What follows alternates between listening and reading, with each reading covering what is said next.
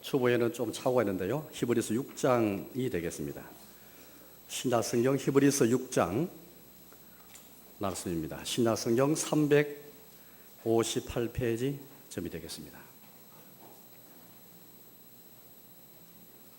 히브리서 6장 9절에서 마지막 절 20절까지 말씀입니다. 제가 봉독하겠습니다. 6장 9절입니다. 사랑하는 자들아, 우리가 이같이 말하나 너희에게는 이보다 더 좋은 것, 곧 구원에 속한 것이 있음을 확신하노라. 하나님은 불의하지 아니하사 너희 행위와 그의 이름을 위하여 나타낸 사랑으로 이미 성도를 섬긴 것과 이제도 섬기고 있는 것을 잊어버리지 아니하시느니라. 우리가 간절히 원하는 것은 너희 각 사람이 동일한 부지런함을 나타내어 끝과 하지 소망의 풍성함에 이르러 게으르지 아니하고 믿음과 오래 참음으로 말미암아 약속들을 기업으로 받는 자들을 본받는 자 되게 하려는 것이니라. 하나님이 아브라함에게 약속하실 때에 가리켜 맹세할 자가 자기보다 더 큰 이가 없으므로 자기를 가리켜 맹세하여 이르시되 내가 반드시 너에게 복주고 복주며 너를 번성하게 하고 번성하게 하리라 하셨더니 그가 이같이 오래 참아 약속을 받았느니라. 사람들은 자기보다 더 큰 자를 가리켜 맹세하나니 맹세는 그들이 다투는 모든 일의 최후 확정이니라. 하나님은 약속을 기업으로 받는 자들에게 그 뜻이 변하지 아니함을 충분히 나타내시려고 그 일을 맹세로 보증하시나니 이런 하나님이 거짓말을 하실 수 없는 이 두 가지 변하지 못할 사실로 말미암아 앞에 있는 소망을 얻으려고 피난처를 찾은 우리에게 큰 안위를 받게 하려 하심이라. 우리가 이 소망을 가지고 있는 것은 영혼의 닷 같아서 튼튼하고 견고하여 휘장 안에 들어가나니 거리로 앞서가신 예수께서 멜기세덱의 반차를 따라 영원히 대제사장이 되어 우리를 위하여 들어가셨느니라. 아멘. 여러분, 우리 기독교는 소망의 종교입니다. 절망의 시대에, 상실의 시대에 참 소망이 무엇인지, 유일한 소망이 무엇인지, 복된 소망이 무엇인지를 전하고 가르치고 배우고 알고 그 가운데 참여하고 그 소망을 가진 자들이 바로 신자들이고 교인들입니다. 전도는 이 소망을 전하는 것이고 선교 역시 이 소망을 먼 나라에까지 전하는 것이 바로 선교입니다. 성경은 소망의 책입니다. 진정한 소망이 무엇인가, 유일한 소망이 무엇인가, 복된 소망이 무엇인가를 잘 말씀하고 있는 책이 바로 소망의 책입니다. 바로 이 성경책이죠. 오늘 성경은 우리에게 소망에 대해서 세 군데 걸쳐서 우리에게 말씀하고 계십니다. 11절 말씀 보십시오. 제가 11절을 읽어보겠습니다. 우리가 간절히 원하는 것은 너희 각 사람이 동일한 부지런함을 나타내어 끝까지 소망의 풍성함에 이르러. 오늘 하나님께서는 이 히브리서를 통해서 우리에게 끝까지 소망의 풍성함에 이르기를 원하십니다. 또 19절 말씀을 보십시오. 18절을 한번 읽어보겠습니다. 18절과 19절인데요. 제가 읽어보겠습니다. 이 두 구절에도 소망이 나오고 있습니다. 18절입니다. 이는 하나님이 거짓말을 하실 수 없는 이 두 가지 변하지 못할 사실로 말미암아 앞에 있는 소망을 얻으려고 피난처를 찾은 우리에게 큰 안위를 받게 하리 하심이라. 우리가 이 소망을 가지고 있는 것은 영혼의 닷 같아서 튼튼하고 견고하여 휘장 안에 들어가니라. 오늘 성경 본문 역시 우리에게 소망에 대해서 세 번에 이렇게 말하고 있습니다. 소망이 우리 앞에 있다라고 말합니다. 우리 앞에는 소망이 있습니다. 이 소망을 얻기 위해서 예수님께서 우리의 피난처가 되십니다. 예수님이 우리 인생의 피난처가 되어서 예수님께 피하여서 예수님 안에서 이 소망을 얻기 위해서, 앞에 있는 소망을 얻기 위해서 열심히 달려가는 것이 우리 신자의 신앙생활입니다. 이 소망을 가지고 있는 것은 영혼의 닷 같았어. 이 닷은 배를 튼튼하게 이렇게 메어주는 것인데 이 소망 때문에 우리 영혼이 튼튼하게 견고하게 서게 되는 것입니다. 소망이 없는 사람은 영혼이 흔들리는 것입니다. 여러 가지 세상의 사조와 세상의 유혹과 미혹과 우리의 죄와 연약함 때문에 소망이 없는 사람은 흔들리기 십상인데, 그러나 소망이 있는 사람은 영혼의 닷 같아서 튼튼하게 견고하게 이 세상 가운데에서 살아갈 수가 있습니다. 오늘 저희 여러분들 이 소망을 가지고 있고 앞에 있는 소망을 얻기 위해서 예수님을 통해서 예수님 안에서 예수만이 나의 피난처인 것을 믿으면서 이 소망 가지며 살아가고 있습니다. 우리가 참여해야 될 이 성찬상, 주의 상도 역시 소망의 상입니다. 왜냐하면 사도와를 통해서 우리가 말씀하였습니다. 예수님께서 오실 때까지 이를 기념하라, 그렇게 우리 말씀하셨습니다. 우리 주님 오실 때까지 이 상 앞에 나와서 포도주를 마시고 떡을 떼어서 먹고 마시면서 예수님의 십자가의 죽으심을 기억합니다. 떡은 예수님이 우리를 위해 찢기신 자기의 살을 가리키고, 이 포도주는 우리가 마실 이 포도주는 예수님께서 흘리신 우리의 죄 사함과 우리의 영생과 우리의 몸의 부활을 위해서 흘리신 그 피를 가리키고 있습니다. 우리는 떡을 떼고 포도를 마시면서 주의 십자가를 기념하면서 주님 오실 때까지 이를 기념하는 것인데, 바로 주님의 오심을 소망하면서 이 상에 참여하게 됩니다. 왜냐하면 주님 오시고 나면 더 이상 성찬에 참여할 필요가 없습니다. 이제 더 큰 상이, 더 큰 식탁이, 더 큰 잔치가 우리 앞에 예비되어 있고 약속되어 있기 때문입니다. 예수님께서 우리의 이 혼인잔치에 참여케 해서 어린 양이신 예수님 우리 신랑이 되시고 우린 그의 신부가 되는 혼인집 같은 그런 식탁으로 그 잔치를 초청하시기 때문입니다. 우리 예수님께서 오시면은 바로 더 이상 성찬에 참여해서 떡을 떼고 포도를 마실 필요가 없습니다. 그래서 우리는 이 성찬에 참여하면서 주님이 오실 때까지 주의 오심을 소망하는 것, 예수님이 다시 오실 것을 소망하면서 이 상에 참여하게 됩니다. 성찬상 역시 소망의 상인 것입니다. 그런데 여러분, 이 소망을 다시 한번 좀 구체적으로 한번 생각해 보십시오. 우리 어떤 소망 갖고 있습니까? 사도신경을 통해서 우리는 소망이 무엇인지 알게 되었습니다. 이 소망은 천국에 가는 소망이요, 영원한 생명에 관한 소망이요, 몸의 부활에 관한 소망입니다. 이 땅에서 우리 몸이 늙어서 노쇠하기도 하고 우리 몸이 병들기도 하고 약해지기도 하지만은 예수님이 부활하신 것처럼 장차 예수님 오시면 우리 몸도 부활하게 될 것입니다. 영원한 생명에 참여하게 될 것입니다. 천국에 관한 소망, 이 세상에 살고 있지만은 비록 예수님 안에서 부분적으로 천국의 건설을 누리고 있지만은 예수님이 오시면은 이 땅에 새 예루살렘 성, 새로운 땅과 새 하늘이 이 땅에 임하여서 하나님 나라가 이 땅에 임하게 되어지고 그 나라의 영광이 우리에 참여하게 될 것입니다. 이 소망을 우리가 다 가지고 있습니다. 그런데 문제는 이 소망을 어떻게 끝까지 견제하면서 어떻게 끝까지 소망의 풍성함을 이룰 수 있는가, 이것이 우리의 관건입니다. 오늘 히브리서를 받는 그 당시 교인들도 이것이 문제였습니다. 여러분 한번 11절 말씀을 보십시오. 제가 읽어보겠습니다. 11절인데요. 우리가 간절히 원하는 것은 너희 각 사람이 동일한 부지런함을 나타내어 끝까지 소망의 풍성함에 이르러. 왜냐하면 그 당시 히브리서를 받는 교인들 중 일부는 끝까지 소망의 풍성함에 이르지 못한 사람들이 많았습니다. 이들은 예수님이 있는 것이 때로는 박해가 있고 시련이 올 때에 금방 소망이 식어지기 시작했습니다. 처음에 시작할 때는 소망이 충만했는데 시간에 가면서 시련 때 있고 박해가 있고 유혹도 많으니까 금방 이 소망이 식어지면서 옛날에 그들이 가졌던 유대기로 다시 돌아가기를 시작하였습니다. 그런 배경 속에서 오늘 말씀이 주어지고 있습니다. 끝까지 소망의 풍성함이 이르기를 원한다라는 권면을 여기서 볼 수가 있습니다. 어떻게 해서 히브리서 당시 교인들은 무엇이 부족해서 이 소망이 이르지 못하게 된 것일까요? 나아가서 오늘 우리는 어떻게 해서 이 소망, 지금 이 소망 갖고 있지만은 지금 우리의 심정은 이 소망의 풍성함이 이르기를 원하지만은 어떻게 해서 끝까지 마지막까지 종국까지 소망을 붙잡으면서 소망 안에 거하면서 마치 소망의 나라에 이르게 되며 소망하는 바 영생을 얻게 되며 소망하는 바 몸의 부활과 천국과 어린 양 혼인잔치에 참여하게 되는 것일까요? 무엇이 있어야만 소망을 계속해서 붙잡을 수 있는 것일까요?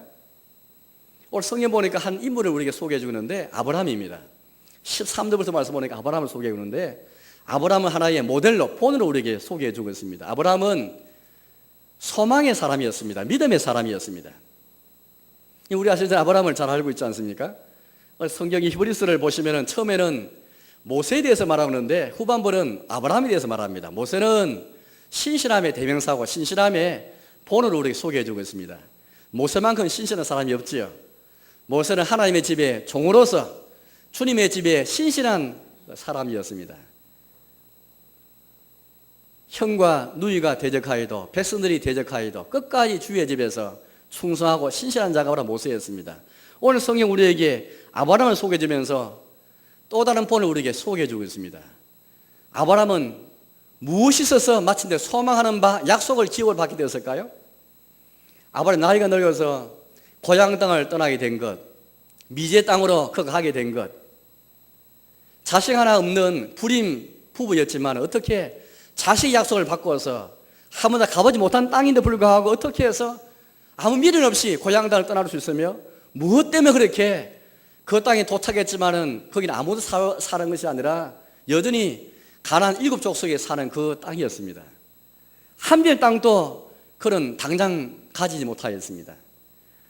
이러한 약속을 바꿔서 어떻게 해서 무엇 때문에 무슨 족속 때문에 아브라함이 마침내 자녀 약속을 받게 되고 많은 하나님의 복들을 그렇게 누리게 되면서 약속을 받는 자가 되었을까요? 오늘 성경 우리에게 그 비결을 우리에게 소개해 주고 있습니다.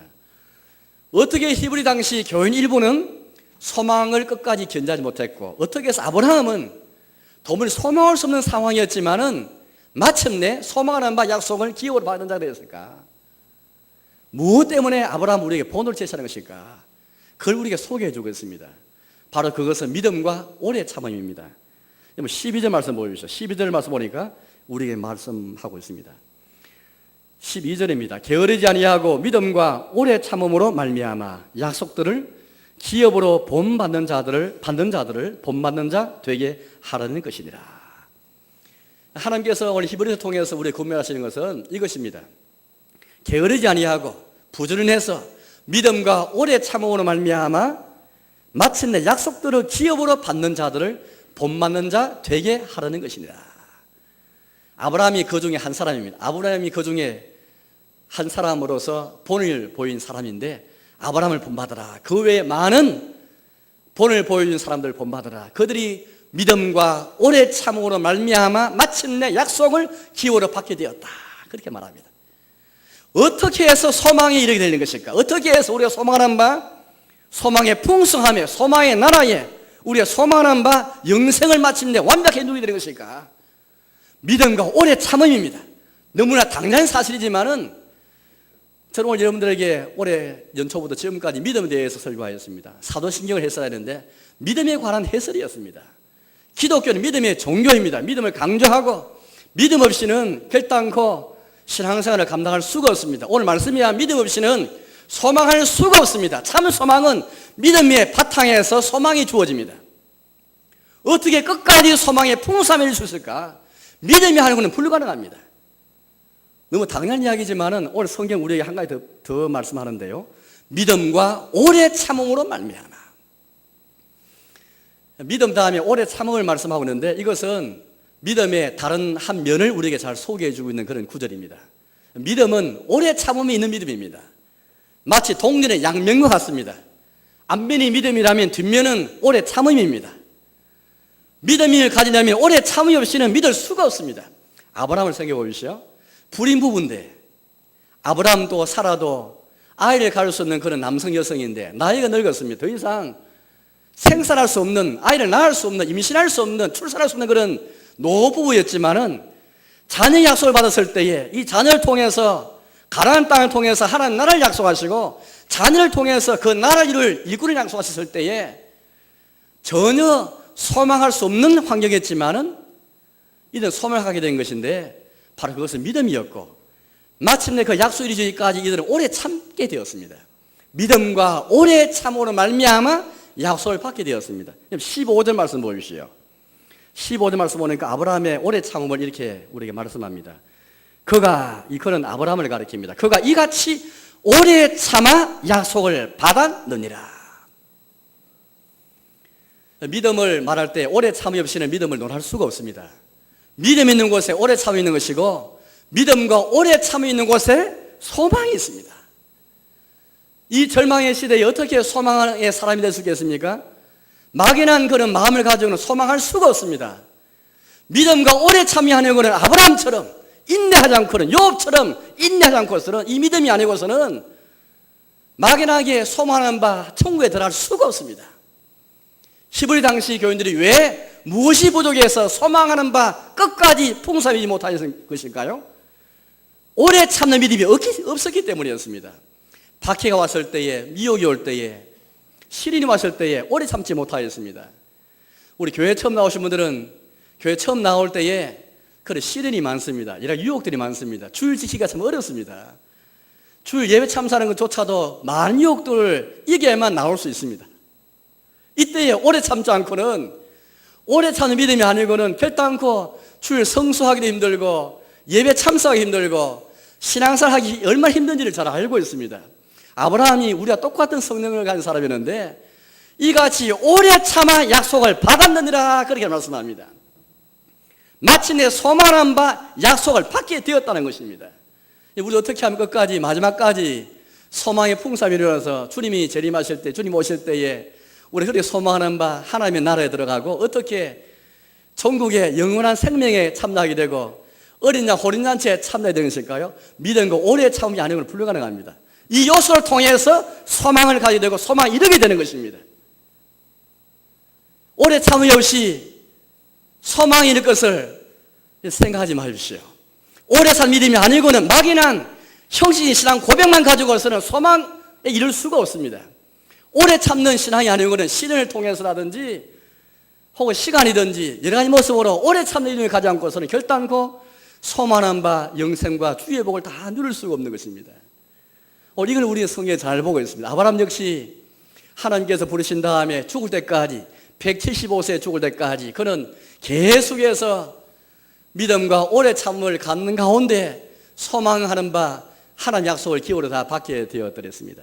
심지어 아브라함은 절구하면서 그 약속을 바라보았습니다. 심지어 하나님께서 아브라함에게 장차 걸수를 약속하시고 걸수 때를 약속하시는데 당장 가시적으로 잡히지 않았지만은 당장 우리의 두 눈에 보이지 않았지만은 걸수의 날을 바라보면서 절구하였다, 보고 기뻐했다라고 성경을 소개해 주고 있습니다. 신약성경 요한복음인데요. 앞에 화면을 보여주시오. 요한복음 8장에서 이렇게 아브라함의 오래 참음을 이렇게 소개해 주고 있습니다. 너희 조상 아브라함은 나의 때 볼 것을 즐거워하다가 보고 기뻐하였느니라. 모세 역시 마찬가지였습니다. 애굽에서 받는 고난을 어떻게 그가 가능하였습니까? 장차 걸수 때를 바라보면서 모세도 참았고 아브라함도 나의 때, 예수님이 하신 말씀이니까 걸수 때를 가리킵니다. 걸수 때를 볼 것을 즐거워하면서 보고 기뻐했다. 오늘 저희 역시 믿음과 오래 참이 아니고는 당장 눈에 보이지 않지만은 보이는 것만이 우리의 진정한 소망의 예용과 대상이 아닙니다. 보이지 않는 것을 진짜 바라고 믿는 것이 진짜 소망인데 어떻게 해서 이걸 소망할 수 있겠습니까? 눈에 안 보이는데요.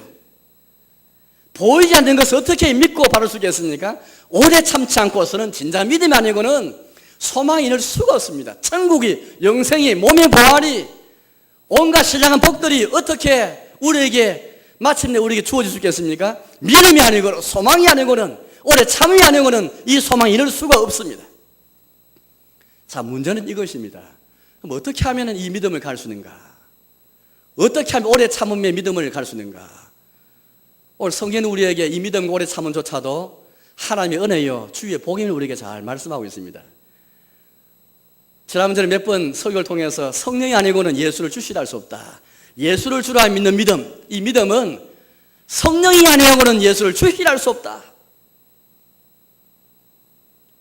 하나님의 아들 영이 아니고는 예수 그리스도의 영이 아니고는 성령님이 아니고는 하나님을 아버지라, 아빠 아버지라 부를 수 없다. 우리 이 구절을 통해서 이런 믿음을 갖는 것이 성령님의 은혜이고 성령이 주시는 은혜이고 세상이 주는 것이 아니라 혈통으로 되는 것이 아니라 내 부모가 믿었다 해서 자동적으로 믿음이 생기는 것이 아니라 내 친구가 믿었다 해서 예배당에 왔다 해서 되는 것이 아니라 성령님이 아니고는 예수를 주시라 할 수 없다. 성령이 아니고는 하나님을 아빠 아버지를 부를 수 없다. 이런 믿음이, 이런 오래 참는 믿음이 결단코 절대적으로 성령님의 능력이요 하나님의 은혜요 주의 복음을 잘 말씀하고 있습니다. 오늘 12절 말씀을 잘 보십시오. 제가 12절 다시 읽어보겠습니다. 게으르지 아니하고 믿음과 오래 참음으로 말미암아 약속들을 기업으로 받는 자들을 본받는 자 되게 하라는 것이다. 때로 성경 구절을 문법을 잘 한번 생각하시면서 읽을 필요가 있습니다. 믿음으로 말미암아, 오래 참음으로 말미암아, 때문에라고 성경 말하고 있지 않습니다. 믿음과 오래 참음 때문에 약속을 기업으로 받는 것을 말하고 있지 않고 믿음과 오래 참음으로 말미암아 약속들을 기업으로 받는 자들을 본받는 자 되게 하는 것이라고 말하고 있습니다. 우리말에서 때문에란 말은 이거 직접적인 원인을 가리키고 있습니다.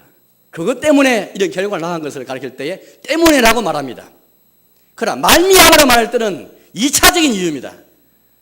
그것이 하나의 도구가 될 뿐에 따른 것을 잘 설명해 주고 있습니다. 너의 믿음이 너를 구원했다라고 말씀하실 때에 너의 믿음을 통해서 너의 믿음을 말미암아 하나님이 너를 구원하신 것이지 내 믿음 때문에 구원받은 것이 아닙니다.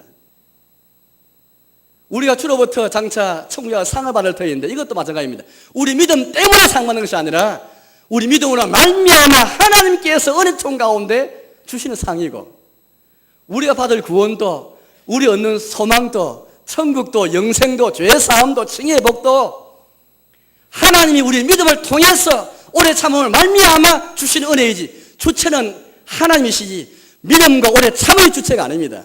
하나님이 오래 참음과 믿음 말미암아 주신 은혜임을 설명해 주고 있습니다. 제가 이런 비유를 잘 듣고 있지 않습니까? 믿음조차 이것은 하나님 주시는 선사하신 선물인데 마치 무엇을 받는 손에 불과하다. 도구에 불과한 것을 말씀드렸습니다. 하나님께서는 이 믿음도 오래 참음도 우리 자신에게서 나오지 아니하고 자신이 주시는 선물임을 잘 설명해 주고 있습니다. 어떻게 해서 믿음과 오래 참음의 은혜를 받을 수 있을까요? 오늘 설교의 핵심은 바로 여기에 있습니다. 오늘 설교 제목이 하나님의 약속과 하나님의 맹세, 말씀과 성례입니다. 하나님의 약속과 하나님의 맹세, 이걸 토대로 해서 하나님께서 우리에게 믿음을 주기 원하시고 우리에게 오래 참음을 주기를 원하십니다. 이 복을 주기 원하십니다. 아브라함이 어떻게 해서 믿음을 갖게 되었고 어떻게 해서 오래 참음의 은혜를 받게 되었는가? 아브라함의 경우를 잘 보시면 됩니다. 아브라함에게 믿음이 있기 전에 오래 참기 전에 먼저 하나님 주신 약속이 있었습니다. 하나님 약속하실 뿐 아니라 맹세까지 하였습니다. 오늘 성경 13절 14절 말씀 보십시오. 하나님의 맹세가 나옵니다. 13절과 14절 제가 읽어보겠습니다. 하나님이 아브라함에게 약속하실 때에 가리켜 맹세할 자가 자기보다 더 큰 이가 없으므로 자기를 가리켜 맹세하여 이르시되 내가 반드시 너에게 복을 주고 복 주고 복 주며 너를 번성하게 하고 번성하게 하리라 하셨더니 그가 이같이 오래 참아 약속을 받았느니라. 하나님께서는 먼저 맹세 전에 약속을 먼저 주셨습니다. 창세기 12장 말씀 보면은 아브라함이 부름받은 장면이 나오지 않습니까? 그냥 부른 것이 아니었습니다. 그냥 아브라함이 먼저 믿음을 먼저 가진 것이 아니라 하나님께서 부르실 때 먼저 주신 약속이 있습니다. 약속이 먼저이고 그 다음에 아브라함이 이것을 믿었고 그 믿었을 때 하나님이 그것을 어로 여기시게 되었습니다. 창세기 12장 말씀인데요. 앞에 화면을 보여주시고 이렇게 우리에게 소개해 주고 있습니다. 창세기 12장 2절 3절인데요.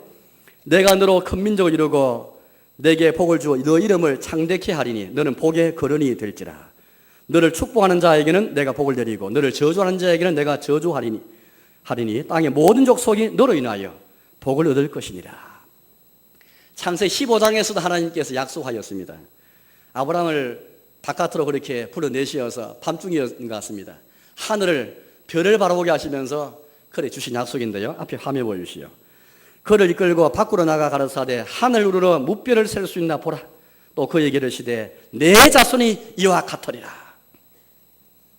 아브라함이 99세 됐을 때에 또 주신 약속이 있습니다. 창세기 17장에 있는 말씀인데요. 창세기 17장을 제가 읽어보겠습니다. 앞에 화면을 보여주시오.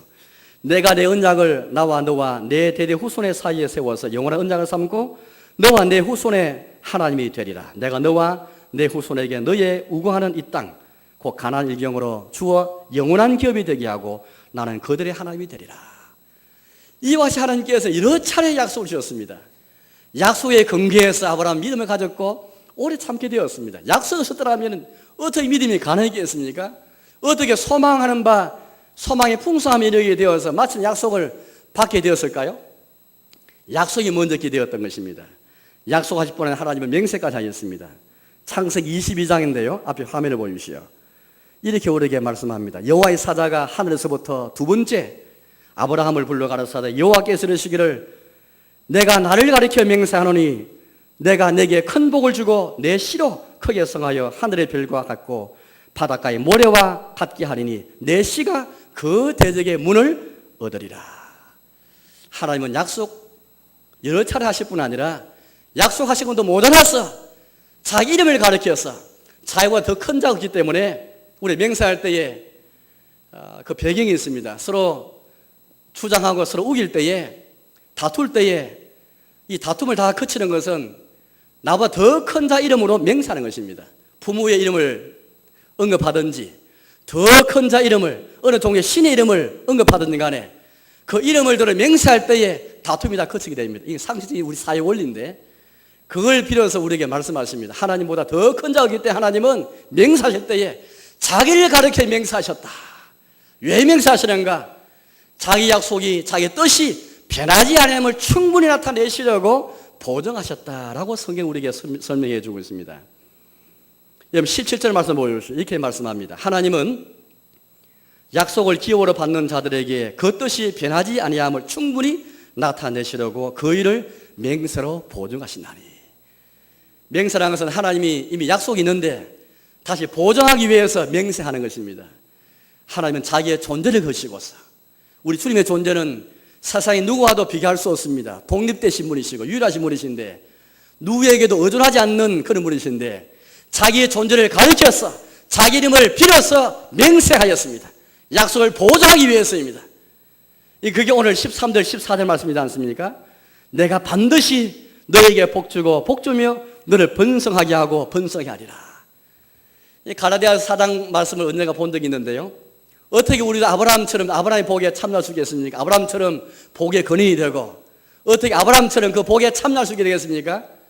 바로 이것입니다. 하나님 약속을 바라보고 주의 주신 맹세를 통해서 얼마나 하나님이 자기 약속을 보장하시는지 약속을 바라보고 맹세를 바라볼 때에 믿음이 생기나게 하시고 연약한 믿음을 더 강하게 하시고, 이 땅 가운데서는 우리 믿음이 연약해지기도 하고 우리 속에는 죄성과 정욕 때문에 믿음이 식어지기도 하고 믿음이 후퇴하기도 하지만, 그러나 계속해서 하는 약속을 계속해서 상기할 때마다, 성경 읽으면서 하는 약속을 붙잡을 때마다, 하나님 주신 맹세를 계속해서 생각하고 상기할 때마다 하나님께서 우리에게 믿음을 불어넣어 주시고 믿음을 더 강하게 해주시고 굳건하게 해주시는 것입니다. 특별히 하나님 주신 약속은 바로 말씀이고 설교입니다. 특별히 하나님의 맹세는 우리 개신교회의 두 가지 성례인 세례와 성찬을 가리킵니다. 우리 설교를 통해서 하나님 주신 약속을 듣게 되는 것이고 우리의 귀에 그렇게 들려주시게 됩니다. 하나님 약속이 무엇인지, 설교는 다른 게 아닙니다. 하나님 주신 약속이 무엇인지, 예수님 안에서 성도에 주신, 인류에 주신 약속이 무엇인지를 듣는 시간이 설교 시간이고, 전도와 선교는 이것입니다. 하나님 약속이 무엇인가를 전하고 전파하는 것이 전도이고 선교입니다. 이제 우리에게 주신 성장과 세례, 성례, 예수님이 친히 제정하신 성례인데 이 두 가지 의미는 무엇일까요? 바로 이것입니다. 하나님이 허락하신 약속을 보장하기 위해 주신 의식이 바로, 예식이 바로 성찬과 세례입니다. 어떻게, 무엇을 통해서? 세례 시간에 물을 뿌립니다. 성찬 시간에 떡을 먹고 빵을 먹고 포도주를 마십니다. 세례의 물이 무엇인지, 성찬에 우리가 먹고 마실 떡이 무엇이고 빵이 무엇이고 포도주가 무엇인지 보십시오. 그 뒤에 있는 이 물질, 눈에 보이는 물체의 뒤에 있는 하나님의 약속과 하나님의 맹세를 바라보시기 바랍니다. 이 물을 통해 주님 무엇을 약속하시고, 성찬에 우리가 참나의 떡과 포도를 통해서 무엇을 약속하시고 무엇을 맹세하시는지, 무엇을 약속을 하시면서 보장하신지를 보시기 바랍니다. 우리 떡을 한 끼 속에 넣으면서 우리 예수님이 자기의 살을 찢기까지 우리를 죄 용서를 원하시고 치 은혜를 주기 원하시고 천국의 소망을 주기 원하시고 영생의 복을 주기 원하시고 많은 신한 복 주기 원하시고 포도주를 마시면서 자기의 핏방울 한 방울 남기지 않고 흘리심까지 자기 약속을 보장해 주신 주의 맹세를 보셔야만 성찬에 제대로 참나게 되는 것입니다. 성찬 참는 천주교처럼 아무 생각 없이 참여해서 육신의 입으로만 참여한 것이 아닙니다. 믿음의 입으로 참나실 때에 하나님의 약속과 맹세를 보시면서 참여할 때에 성찬을 통해서 하나님이 믿음을 주기 원하십니다. 믿음이 어디에서 나오는 것일까요? 개소에서는 여러분들에게 믿음을 설교하며 사역드렸습니다. 믿음의 내용에 대해 설교하였고 믿음의 유익이 무엇인지 설교하였고 믿음의 열매가 무엇인지 설교하였습니다. 지난주일과 오늘은 믿음의 기원에 관해서 설교하고 있습니다. 믿음이 어디서 나오는가? 이 믿음을 통해서 죄의 사명 은혜를 받고 칭의 은혜를 받고 오직 믿음을 통해서 예수께 속하여서 지체가 되어서 천국을 유를 받는다면은 이 믿음이 오래 찾는 믿음이 어디서 나오는가? 아브라함처럼 어떻게 해서 믿음을 가져서 소망의 나라에 이르게 되었는가? 왜 히브리 당시 교인들은 어떻게 해서 믿음이 없어서 소망의 나라에 이르지 못하게 되었는가? 바로 그것은 하나님의 약속과 맹세입니다. 하나님 약속인 설교와 말씀을 늘 부지런히 게으르지 아니하고 부지런히 잘 사용하여서 말씀을 잘 읽고 부지런히 사용해서 열심히 설교를 잘 듣는 사람, 성찬에 참여할 때마다 하나님 약속을 바로 맹세를 바로 보시면서 성찬에 아무리 참여한 것이 아니라 주만을 바라보면서 십자가 바라보면서 이 성찬과 세례는 복음 중에 복음입니다. 성경 우리에게 소망에 관한 책이지만 이 소망이 예수님 안에 있는 소망을 말하고 있습니다. 특별히 예수님 안에 있는 소망은 예수님의 십자가를 통한 소망입니다. 주님의 십자가를 통해서 이 소망이 주어지기 때문입니다. 십자가의 보혈을 통해서 죄 용서받고 죄 씻음받고 그렇게 해서 하나님 나라의 백성이 다 되었습니다. 그렇다면은 복음 중에 복음이 십자가라면은 성찬에서 떡을 보시면서 포도를 마시면서 십자가에 흘리실 주의 피를 바라보시고 주님의 살을 바라보셔야만 복음 안에서 예수님 안에서 앞에 있는 소망을 얻기 위해서 피난처이신 예수님 안에서 그 안위를 받을 수가 있습니다. 어떻게 성찬에서 우리가 주여 주시는 위로를 받을 수 있겠습니까?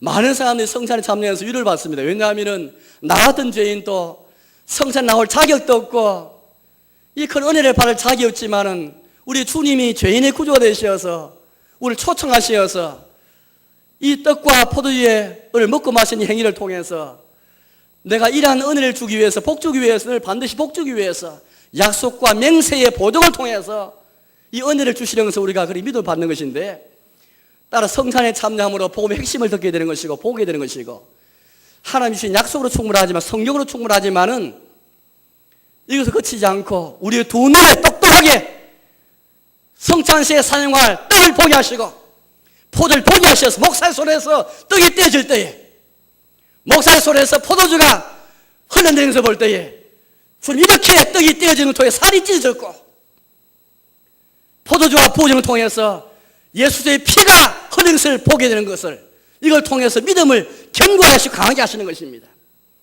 하나님은 우리의 모든 육감을 통해서 듣기도 하실 뿐 아니라 보기도 하시어서 얼마나 주님이 약속하신 뜻이 변치 아니함을 충분히 나타나기 위해서 보장하시 바란 맹세입니다. 이제 우리가 참여할 이 성찬은 맹세의 상이고 약속의 상입니다. 하나님께서 때때로 이따금 약속하실 뿐 아니라 맹세의 표로서 우리 할례도 허락하시고 노아 당시에는 무지개도 허락하시고 시대마다 여러 표를 많이 주셨습니다. 가나안 땅도 표이고 안식을 또 표입니다. 장차 우리가 누릴 안식을 통해서 약속하시고 보여주시고 가나안 땅을 통해서 우리가 누릴 들어가기 전에 천국을 약속하시고 신앙복을 약속하시고 무지개를 통해서 하나님의 심판이 더 이상 없을 것을 우리 약속하시고 우리에게 주시는 이 표를 통해서 하나님이 주신 맹세가 무엇인지 보게 되는 것입니다.